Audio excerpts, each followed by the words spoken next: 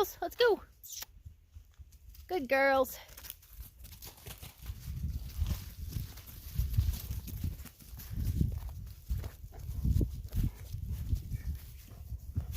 Hey guys, Kaylee Jane here with Cedar Winds Farm. Just wanted to give you all a quick herd update. I've got my girls out in the woods today with Bridger. It finally feels like an actual March day. It's been feeling almost like summertime here lately. It's been so warm. Everything's leaking out. It's getting nice and green, pretty. Cleo and Butte, they are both due April 9th. I bred them the same day. And as you can see, yeah, they're out of breath. That's a big hill, isn't it, girls? They are looking pretty wide. They've definitely got a pretty good load of babies happening in there. I would guess at least twins, maybe triplets.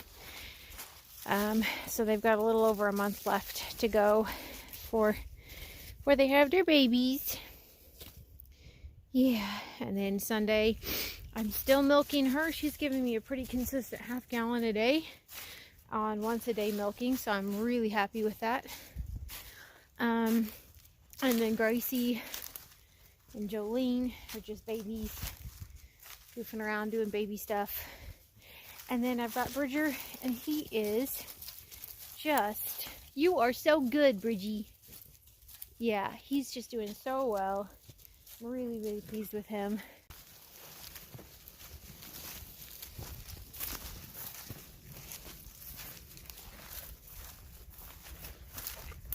Oh, Butte's got a cough.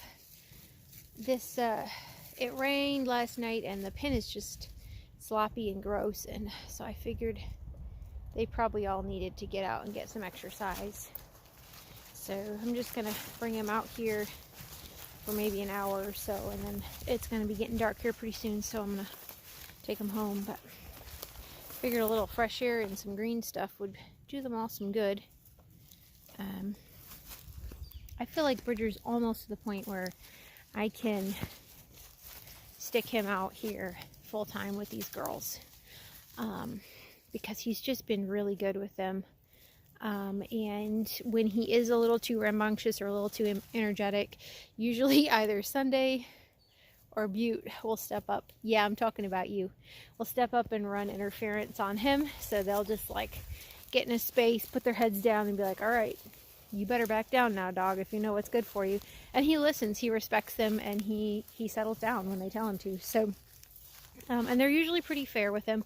You know, if sometimes they're having a bad day and they can get kind of grumpy with him, and you know, when I see that happening, I tell them, hey girls, be nice, you know, don't pick on the dog. He doesn't deserve that. But for the most part, they seem very fair. Oh, she got a thorn stuck in her mouth. She got it off. And as you can see, I mean, they're a pretty good group, you know. They seem pretty homogenous together. So I'm very, very happy with him. Adjusting to the cows has been a little bit of a deal for him. I am not sure how much exposure he had to cows in his previous home before I bought him. I know they had cattle, but I'm just not sure. I don't think he was really in with them. He just more shared a fence line.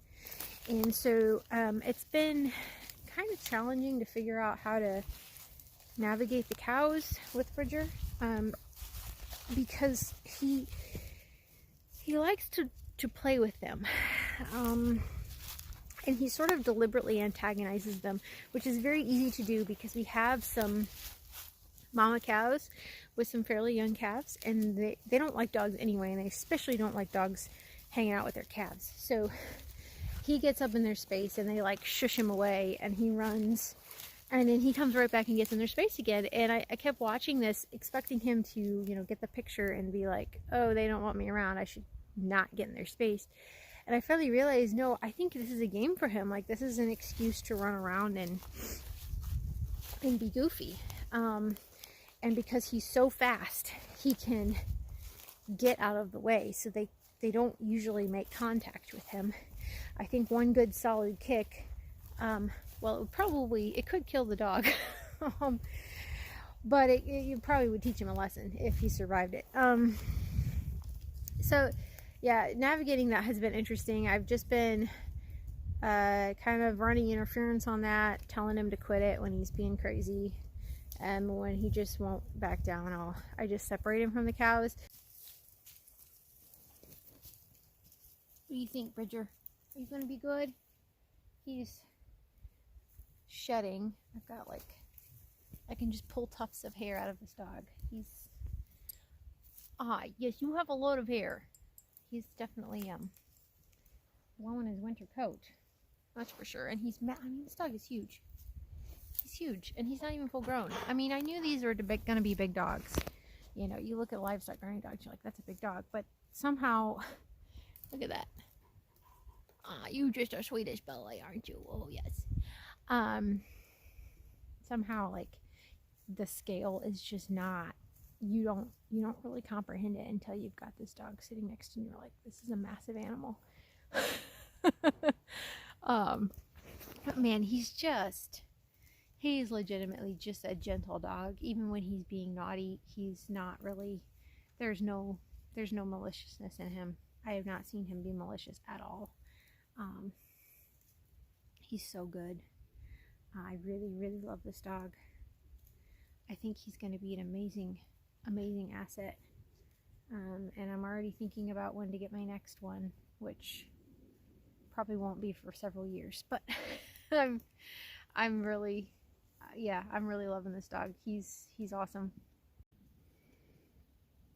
He's definitely a one-person dog. You know, he's pretty friendly with me. You know, he'll come over, he gets his pets, and then he wants to go back to his herd. He's definitely bonded with the animals. Yeah, he's not real thrilled about strangers, which is fine. But he's also seems to be able to navigate them pretty well so far. Like, he doesn't seem to be real aggressive or, you know, real crazy about barking at people if they're not actually doing anything problematic. I've seen him do a couple really cool things. One was pretty shortly after I got him. I was walking my goats along the road, and my sister came by along our gravel road in her pickup truck, and Bridger went and stood in the road between the truck and the goats, and he was not going to move. And fortunately, she was going very slow, and you know, she stopped for him. But he was between that truck and those goats, and he wasn't going to get out of the way. And so, you know, I really think he was protecting the goats. And then more recently, I saw an instance where the cows and the goats were they do these things where they like run each other around. Sometimes the goats chase the cows, sometimes the cows chase the goats. Anyway, the cows were chasing my goats, and Bridger went and he got between the cows and the goats, and he just laid down. And he was just kind of providing like a barrier between them. He wasn't being nasty to the cows. He wasn't chasing them or nipping at them or anything, but he was just kind of quietly standing guard between them and the goats. And I just thought that was pretty amazing to watch. So yeah, he's a pretty good boy. You're a pretty good boy, aren't you, Bridgie Rich? Yeah.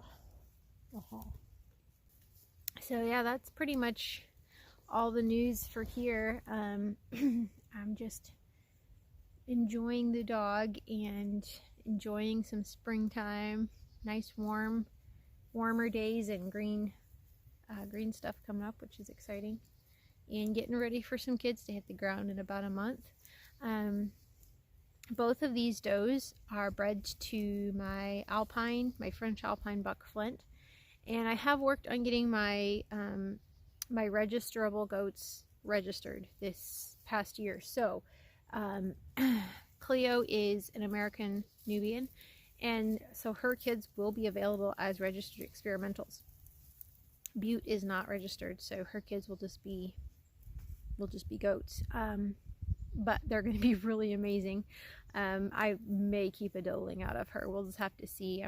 But anyways, so if you're interested in goats, let me know. I'm going to have some really solid ones. I mean, they should be good udder attachments, good good temperaments, should be roughly gallon a day milkers.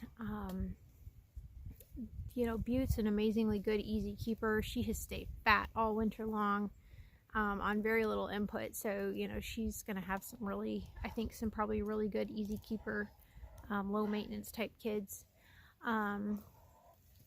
So yeah, if you're in the market for a nice solid holistically raised, pasture raised, electric fence trained dairy goat, let me know, because I probably will have some good ones this year. So I'm pretty excited to see what happens with that.